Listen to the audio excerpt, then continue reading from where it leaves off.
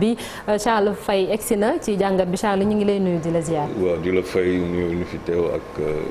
nos téléspectateurs. Charles tey jii da nga bëgg a taxaw tuuti ci assemblée nationale bi ak législative yi nga xam ne ñu ngi koy waajal nga def la majorité en question lan lañ mën a comprendre ci loolu ay question laaj bu ñuy samp la wala lan. waaw dama inspiré wu si sorti président de la République Macky Sall ba muy ne récemment il est hors de question mu am cohabitation ba waxee hors de question mu am cohabitation mooy que moom majorité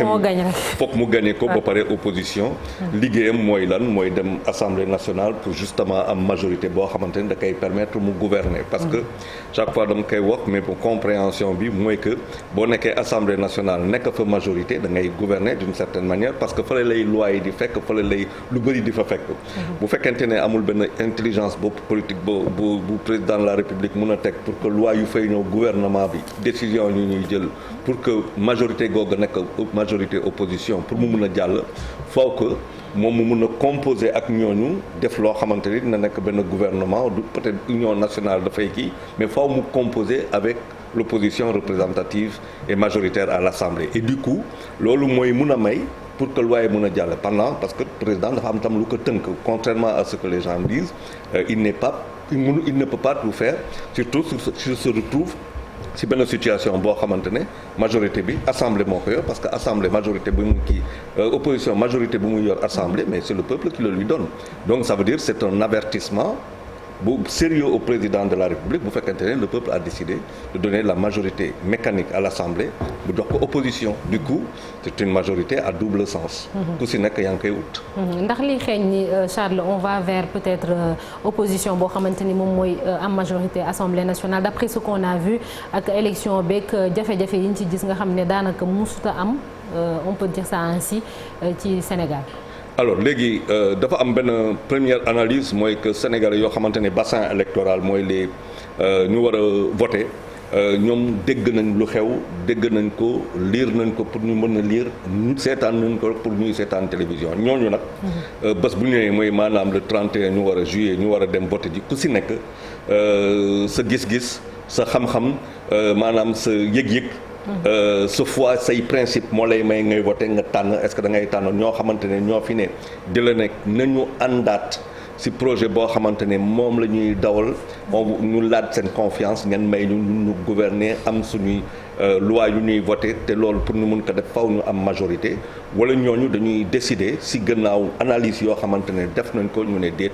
ñii doy nañ ci gis nañ fi loo xamante ne doyuñu dañuy dem ci opposition pour jox leen léegi bu ñu waree dem tam ci opposition c'est une opposition boo xamante ne elle est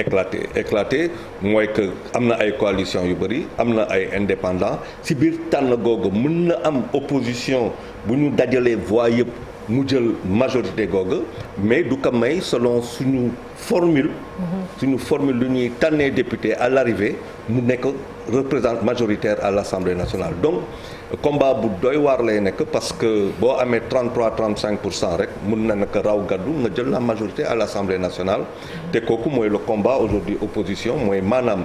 moom du question comme présidentielle dem jël 51% ne yow yaa jël assemblée dafa am loo xamante ni boo ko amee opposition lu si des bu ko jëlee mais comme yooyu yaa raw gàddu yow yaa jël majorité googu. mais li mu nattali scrutin bi est-ce que dina yomb si opposition boo xamante ni boo xoolee daanaka à part benn bokk yaakaar amul benn coalition boo xamante ni yaa ngi ci 46 départements yëpp. waaw kooku mooy loolu lay wax assez souvent mooy que dañu am benn faiblesse au niveau c'est-à-dire am benn opposition pour man c'est vrai. présente parce que bu ñu xoolee bu baax am na ay opposants yoo xamante ne dugg nañu ci xolu nit ñi wala dugg nañu ci xelu nit ñi mais bu ñu ñëwee ba ci assemblée ba wàllu ba su élection ba daje googu nag da nga koy mën a lu mu tudd prévenir avant mooy liggéey avant fekkee ko accompagner ko dérouler ko en fonction loo xamante ni moom ngay mën a def nekk présent dans 16 000 bureaux de vote assez souvent dafa am lu mu laaj du wax rek parce que faut des représentants faut benn dispositif financier ak benn volonté xëy na assez souvent te nit ñi duñ ko calculer mooy que dafa am benn volonté jusqu'à présent si ñu gis si suñu élection yu am ba léegi mooy la majorité silencieuse moom mooy décider en finir avec un pouvoir ou un régime qui est en place loolu moo xew 2000 moo xew 2012 c'est la majorité silencieuse ñooñu bokkuñu si benn parti ñoom ñoo décider tourner la page Abdou Diouf tourner la page Abdoulaye Wade est-ce que Sénégal ñu ngi toll si foofu est-ce que élection législative yi toll na benn baromètre bu am maanaa pour nekk benn avertissement pour Macky Sall par rapport à lu ñuy dégg ci temps yi par rapport à 2024 loolu nag sénégalais yi ñoom ñoo koy décider et encore une fois je dis que la façon maanaam suñu formule yi bu amul benn intelligence de vote bu am maanaa Benno Bokk Yaakaar par rapport au mécanisme mun na am majorité bu koy may mu jàll parce que raw gàddu la ya donc c'est beaucoup plus complexe encore donc liggéey à double sens googu c'est-à-dire liggéey bu métti boo xamante ne muy aar qui est en train d'exister depuis boo xoolee lu muy toog fii di revendiquer di wax parce que dafa bëgg war a exister bu waxul kenn du ko dégg kenn du wax ci ñoom pendant une semaine 2 semaines waxuñu dara lu dul Benno Bokk Yaakaar yow mel na ñoom ñaar rek ñooy dem alors que aar mën na nekk ni fii nekk benn représentation mën na nekk trouble fait ba pare di revendiquer une troisième voie te bu ko déggul buñ ko kiiwul donc c'est assez complexe donc élection yi moom législative yi il faut defe naa nit ñi war nañ ci gën a xalaataat bu baax a baax parce que les dés semblent être jetés quoi. Les jeux semblent être justement Charles au profit de qui? Au profit de quel camp? Ça veut dire bu fekkente ne en fonction du mécanisme qui est là tey est-ce que Yewwi Askan Wi mën na am 35% 40% est-ce que Aar mën na am 35% 40% est-ce que Benno Bokk Yaakaar mën na am 35% 40% boo defee calcul yooyu di nga xam ne que question bu nga posé sànq par rapport aux 46 départements nga xool représentativité ancrage yoo xamante ne mu ngi foofu le bassin électoral bu war a voter donc ça veut dire que war nga liggéey en sorte nga am benn vote massif déjà nga am benn vote massif parce que boo amee benn vote massif si ngay xam que peut-être que la majorité silencieuse et que sont concernés par élection législative yi ñoo voté bu dee boobu am na loolu mun nga am ay différentiel yu am maanaam mais bu dee nous partons sur loo xamante ni moom lañu gisoon ba pare yow nga nekk ci yenn zones yi rek xëy na di nga ko gagné mais raw gàddu gi feneen ba di nga. mais est-ce que ma c'est une dernière question rek comme dans la même logique menace ou invalidation des listes comme par exemple la nationale de Yewwi est-ce que du fausser le jeu bu fekkee ne le conseil confirme l'arrêté du ministre de l'Intérieur. Bon conseil déjà moom am na lu mu fi voté woon par rapport à une décision prise par justement département du ministère de l'Intérieur contraire. Donc man je vois mal conseil bi de part affaire yi def wax leneen dañu wax les 7 sages parce que décision bu ñu gisoon bu passé boobu bu conseil ñu si gën bëri ñu gis décision bu sage plutôt qu'une décision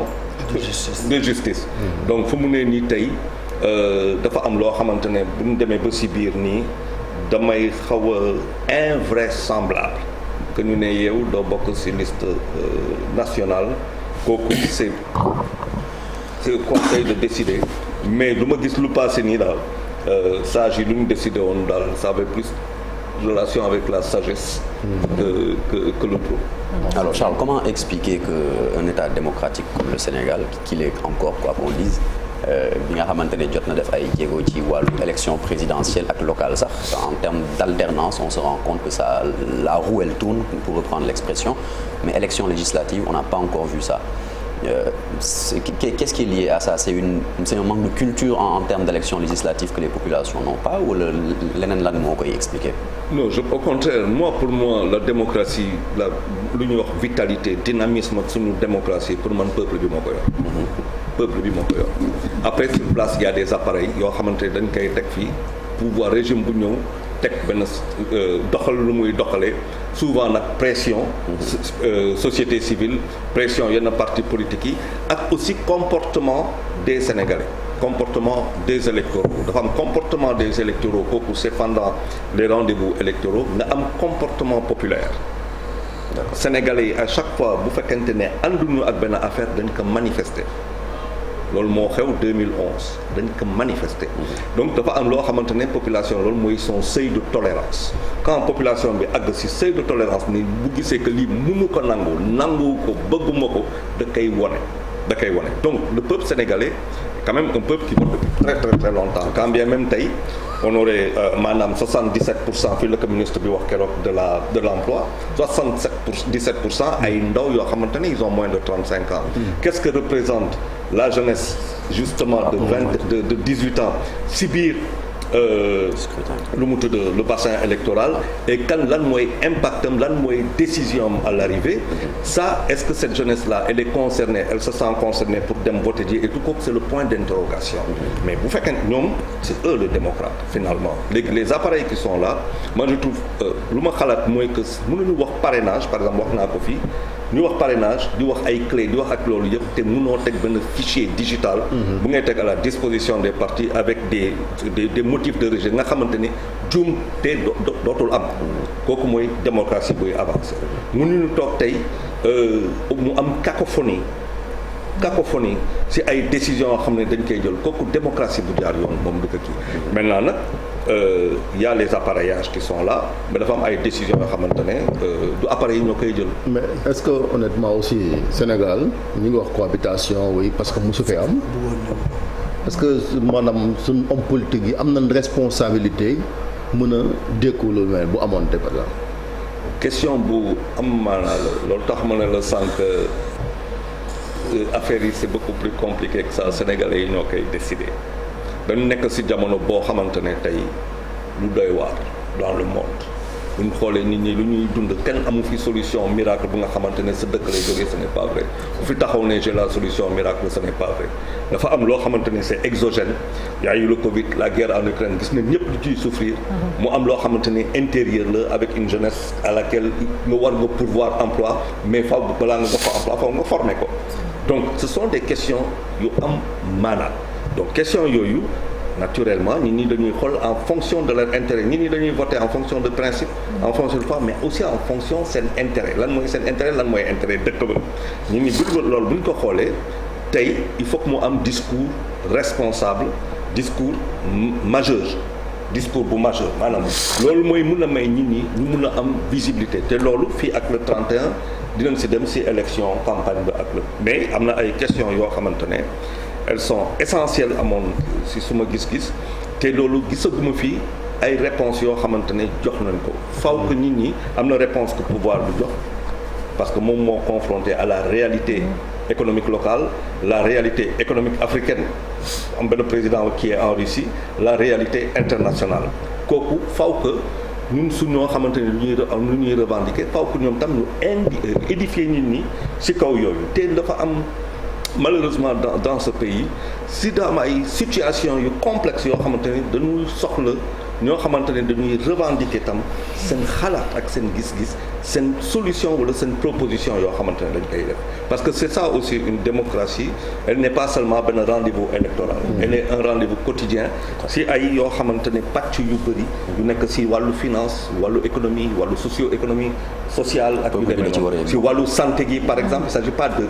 de condamner mais il s'agit aussi nit mun a am loo xamante ne nag et c'est le moment dans cette bataille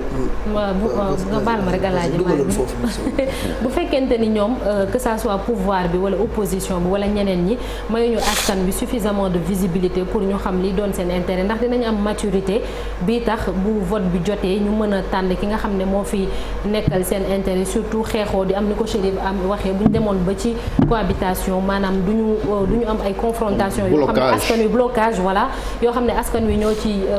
loru muy wax nga ko wàllum santé éducation parce que quand même dañoo am ay priorités yoo xam ne moo yitteel askan wi au-delà de l'aspect politique. mais c'est je veux bu fekkente ne tey par exemple sénégalais yi dañu toog ne lu ñuy dawal comme politique ba léegi ñun d'accord ñu ci santé bi d'accord ñu décider ne bon dañuy ñëw jox opposition ba majorité assemblée nationale xam nga kooku foog président de la république toog ak ñoom waxtaan ak ñoom. nangu ko waay. parce que c'est le vœu populaire. maanaam Sénégalais yi ñoo ko décidé léegi président lu muy def xanaa du ñëw ne day former son gouvernement son premier ministre ne leen dem leen assemblée nationale on va contre le vœu populaire. foog mu toog wax ak ñooñu loolu tax ma ne la. mais mën na ko def mais xëy na bu defee aussi xëy na motion de censure yi bari rek. non loolu laa la non su fekkente ne le premier ministre n'est pas issu de l'opposition si. waaw xam nga nag bon dafa am loolu xam nga loolu la ñuy wax intelligence situationnelle maanaam le peuple boo jëlee par exemple cas googu peuple bi décidé jox assemblée nationale jox opposition ñoo nekk majoritaire mais président lu muy def foog mu def benn analyse foog mu am benn lecture foog mu wax ak ñooñu et si wax ak ñooñu mais le gouvernement la formation du gouvernement daf siy waxtaan pourquoi parce que dafa bëgg politique am ndaw non seulement il est édifié par rapport à 2024 parce que am na lu mu wax par rapport à ces élections après les législatives donc il est édifié par rapport à 2024 il sait que population bi nee na ko ñun d'accord nañu ak yow wante politique bi dañu bëgg mu dawalee autrement donc day wax opposition bi ñooñu nag si biir waxtaan bi ñooñu nekk bon ñun lii ak lii nañ bëgg loolu bu amee léegi quel est le sens mooy que ñu ànd si biir gouvernement bi liggéey si lii ñoo assemblée voté leneen xam nga amatul sens. c'est ce qui se passe un peu partout donc c'est vrai que musuñu dund loolu mais je dis encore une fois contrairement à lu muy dégg mooy que nit demul assemblée si suma gis-gis demoo assemblée nationale pour nekk député nit parti wala coalition da ngay dem assemblée nationale pour jël majorité ga léegi nag gouverner. parce que c'est aussi une gouvernance boo xamante ne depuis l'Assemblée mais ak intelligence avec le président qui cohabite président boo waxee cohabitation mënu fi am c'est que lui-même il a vu le gis na affaire ga moom gis na ko foofu laa bëgg a ñëw sax dans cette bataille effrénée pour la majorité à l'Assemblée nationale ndax jàppaloo ni tey li ñu tuddee Benno Bokk Yaakaar muy majorité présidentielle bi dañu am longueur d'avance ci opposition bu nga xam ne tey une opposition divisée une opposition minée par des listes yu nga xam ne y a beaucoup de mécontents alors que olof day faral di wax ne kuy naaw say donc di ruus fa nga jëm daa soriwul est-ce que opposition bi ak opportunité yu ñu am yëpp commencé wu ñu perte yenn kii. c'est vrai que Benno Bokk Yaakaar am na avancée significative. Pourquoi? Parce que moo fi nekk affaire bi du présidentielle affaire bi législative la donc am na ay politique yu muy dawal représentativité plus lu bëri loo xamante ne mu ngi koy dawal ci biir 45 ak ancrage bu mu am loolu déjà moom mun na nekk beneen affaire bi fragilité de l'opposition mooy lu mu ko waxee son éclatement bi mënul peser en leur faveur si kaw législative ak frustration yi ak lu heureusement et il faut saluer quand même dafa am ay démarches intelligentes si wàllu opposition yoo xamante ne ku mel na Ousmane Sonko teniroon na ko juste quand il a fait sa déclaration mooy ñoom dañu gisoon que lu leen di unir moo ëpp doole lu leen di diviser donc quand même lu ñu bëri doon xaar xëy na sax yaakaar mooy tasum Yewwi amul donc foofu war na benn maturité quand même boo xamante ne. maintenant combat ga. mais Yewwi quand même mënul nekk Yewwi local yi mënul nekk comme Yewwi législative parce que quand même fissure am na Charles. dégg nga FDS mooy Babacar Diop l'actuel maire de Thiès communiqué bi ñu def démb ñoom it ñaawlu investiture yi beaucoup d'autres partis yoo xamante daanaka presque bokkutuñ ci décision conférence des leaders yi. waaw bokkuñu ci mais à l'arrivée ça veut dire loolu laa wax sànq les gens vont aller à l'Assemblée pour être des députés et non pas pour remporter une majorité donc du coup ça donne à Benno Bokk Yaakaar c'est 30 et quelques %. lu koy may mu jël rawul gàddu ko xam nga donc ça loolu dama la ne par contre pour une fois. am na benn débat bu am maanaa fii mooy que cohabitation assemblée le mot est lâché combien de législatives lañ fi def yóbbu ñu woon réflexion googu à ce niveau donc j'ai déjà du point de vue lu mu tudd croissance si wàllu démocratie bu ñu ko mënee wax wala indice de croissance si biir waxin bi am na lu bees loo xamante ne am na ko donc xëy na que nit ñi war nañ gën a mën a wàccee seen bopp au profit convergence de projets politiques d'ensemble global voilà loolu nag dafa bu ñu fàtte bon ñun on aime bien nous diviser boo xool dëkk bu am 300 et quelques partis pour 165 sièges assemblée da lay won la capacité divisionnelle yoo xamante ne dëkk yi yooyu lañu am suñu dëkk loolu la am donc le projet ne passe pas avant fii ce sont des intérêts personnels maanaam ku si nekk sa gis-gis sa bëgg-bëgg ngay jiital alors que waxu législatif dootul loolu. c'est un appareil boo xam ne ngay teg en place pour aller chercher la majorité. léegi président Macky Sall moom bu taxawee ne cohabitation moom il en est hors de question. voilà loolu fan la ko teg d'autant plus que am na nit ñoo xamante ni yaa ngi ko doon wax sànq majorité silencieuse bi dañ leen di fàtte yenn saay bu leen neexee ñu toog ne vraiment Benno Bokk Yaakaar yàgg nañ fi defuñu dara Yewwi Askan Wi ñu ngi commencé di xuloo ak xiiroo ngaayo finalement ils choisissent d'aller ailleurs. waaw mooy président moom lu muy wax d'abord avertissement la par rapport ak ni muy liggéey ak moom. mooy que il est hors de question si projet bu ñu yor ngeen di perte seen gox. discours politicien. waaw c'est un discours politicien déjà kooku moom si biir la. deuxièmement c'est un peu de la provocation aussi président Macky Sall il aime bien lancer benn affaire gars yi toog wax foofu xaar nag ñu juum. genre ballon de sonde. voilà ballon de sonde loolu ay na si trop. ballon de sonde boo xoolee temps yi photo yi nit ñi toog yow ak soxna si. Très belle photo. Code de popularité. Code de popularité qui devient un visa électoral pour moi. Absolument. Qui devient un visa électoral boo analyser boo ko yóbbu par exemple sur le bassin électoral féminin. Donc yu demee noonu nag c'est quelqu'un boo xamante ne en termes de communication souvent nit ñi dañuy ne communication mais sur la communication visuelle ak sur la communication lu ñu koy waxee digital il y a quand même une présence bu am solo bu fekkente ne image am jaarul day koy jaarale ci keneen donc c'est très intelligent quand même affaire bi c'est dire que y a des mécanismes yoo xamante ne ñu ngi koy teg fii. voilà yu am yu très intéressant. jigéen yaa ngi naan président dafa jonge donc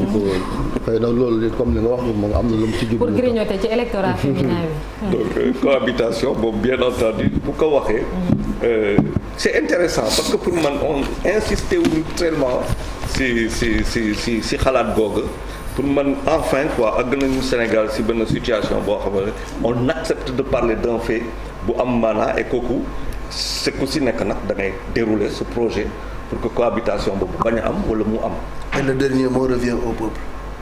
mais absolument maintenant peuple bi moo war a xool bu fekkente ne. selon son intérêt ses convictions ses principes parce que peuple noonu lay voté wan mun nga wax lu la neex moom mooy décider est-ce que il en a assez wala il veut continuer donc c'est une décision populaire sauf que les législatives c'est pas la présidentielle. voilà loolu aussi nit ñi c'est important nit ñi xam ko parce que député yi li ñu fi mën a changer bariwul parce que système politique du Sénégal ni mu demee aussi daanaka. pouvoir yi amul équilibre boo xool l'exécutif dafa mel ni daanaka daf leen écraser. waaw non parce que musul am cohabitation parce que bés boo xam bés bu ñu àggee ci niveau boo xamante ne wala mu am benn. mais problème bi est-ce que Charles par exemple cohabitation la wala changement système politique la parce que bu fekkee ñi wax cohabitation mais pas forcément ëllëg même bu doon opposition moo am majorité.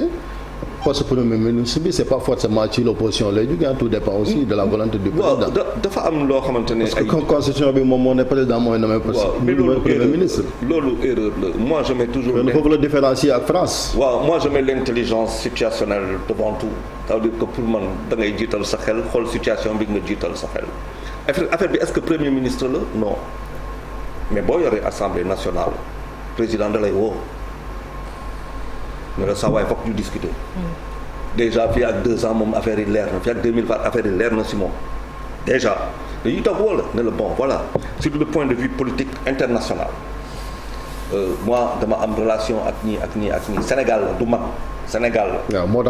tax li ngay wax noonu yaa ngi wax international par exemple boo jëloon ministère des affaires étrangères muy ay ministère de souveraineté xam nga un président du mës a nangu par exemple. position voilà je dis encore une fois. Mitterrand amoon na ce débat là ak Balladur donc du yomb. je dis encore une fois il y a une intelligence situationnelle. mënul peuple sénégalais mënul décider pour une majorité de l'opposition à l'Assemblée nationale nga ñëw ne peuple sénégalais bi man toppatoo ma la xalaat lu ngay def c'est pas mon problème ce n'est pas possible. ce n'est pas possible parce que tu rentres dans un cycle boo xamante ne mais anticiper présidentielle sax xaj dafa c'est-à-dire nit ñi les hommes et les mécanismes maanaam dañuy balaa nga mën xam rek situation boobu bu amee président foog mu toog mu wax c'est pour cela qu'il ne veut pas de cohabitation parce que bu amee qu'est-ce qu'il va faire il va dire au peuple sénégalais ok vous avez choisi l'opposition à l'Assemblée mais moi faalewu ma la damay daw lu ma bëgg ce n'est pas possible. mënul tane donc bu boobaa day toog wax il y a une politique étrangère. tey y a un contexte international boo xamante ne Sénégal am na ci position d'abord parce que mënu sa sax am position personnelle parce que moo gàddu Afrique. Quelle est la position sénégalaise aujourd'hui sur les questions internationales entre le président sénégalais et le président de l'Union africaine? Donc il faut que boobu waxtaan après nga am politique intérieure. nga am économie sous-régionale nga am politique sous-régionale nga am yooyu yëpp mais da nga siy wax ak nit ñi. waaw mais waxtaan aussi de l'autre côté aussi au cas où ñeneen aussi am fa majorité il faut ñu waxtaan ak président ñoom it. mais loolu laa ko loi boo ko voté tam pour nga promulguer président moo koy promulguer. xam nga ici xam nga pour avoir pratiqué l'État un peu. intelligent mooy da ngay arrivé moment boo xamante ne dañuy teg affaire ci kaw table yi. et on s'efface au profit de loo xamante ne mooy le Sénégal. mooy responsabilité bi la responsabilité politique. et il faut que nous nous veillons ici. il faut que nous nous veillons à ce que ci biir discours bi ci biir waxin bi maanaam ci jëfin yi ci loolu yëpp mu am benn discours responsable ay actes responsables mu nekk pouvoir wala mu nekk opposition où on n'est plus dans l'émotionnel ñi ñuy toog di wax que les véritables questions soient débattues ñi ñuy toog wax ko ñi ñi am luñ ciy gagner ku mën. wan lu mën ku mënul nga abale te loolu c'est valable ça va dans c'est valable pour toutes les parties mais bu ñu toogee di ne ay lii mënul def je pense que Sénégal tey avancée démocratique am na parce que population yi ñoo ko décidé wante dans le discours politique yu ñuy tey c'est indigne des populations yoo xamante ni seen liggéey bu ñu def ak ñoo xamante ni ñoo liggéey dëkk bi pour mu toll nii tey le discours doit être autre. merci beaucoup merci Charles Faye ci jàngat bi jërëjëf léegi dañuy sóobu ci gan gi egsi na.